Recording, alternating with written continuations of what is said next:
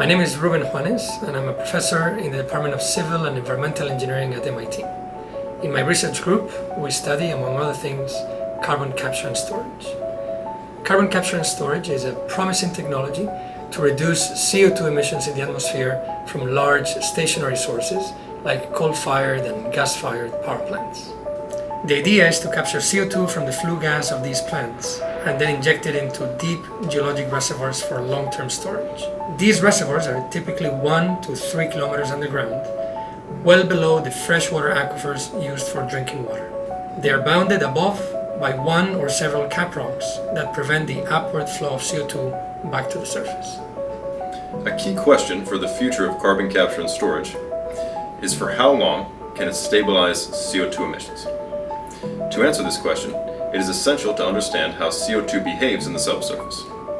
We model the subsurface fluid dynamics of CO2 storage. To begin with, we model the injection of the CO2 to ensure that the injection pressure does not become too high and fracture the cap rock. We also model what happens to the CO2 after injection to ensure that it does not travel to a potential leakage pathway, like a large fracture shown here in red. After injection, the CO2 will migrate upslope beneath the cap rock because it's buoyant. As it migrates, the plume of CO2 will become arrested by two trapping mechanisms. One mechanism is capillary trapping. During migration, the CO2 will become immobilized into blobs by capillary forces in the wake of the plume, shown as light gray in the cartoon.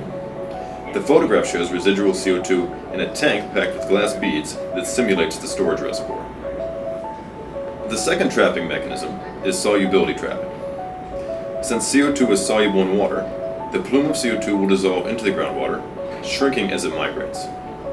It turns out that water with dissolved CO2 is more dense than groundwater, and therefore dissolution will lead to an unstable configuration. A layer of dense, CO2-rich fluid sitting over the lighter, ambient groundwater.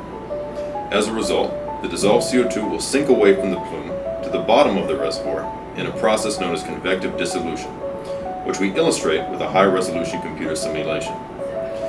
This process will greatly accelerate the dissolution rate, and together with capillary trapping, will eventually cause all of the CO2 to become completely trapped. To determine how much CO2 could be stored in the United States, we studied 20 of the largest, most promising deep saline aquifers over the country. For each saline aquifer, we calculated the maximum amount of CO2 that could be stored subject to two constraints. The injection pressures must be low enough to avoid damaging the cap rock, and the CO2 must become completely trapped before migrating to a major leakage pathway. The footprints of trapped CO2 in these saline aquifers are shown here in blue. We found that the United States can store enough CO2 to stabilize emissions at their current rate for over 100 years. This result suggests that, with a favorable political and economic framework, carbon capture and storage can be a viable climate change mitigation option in this country for the next century.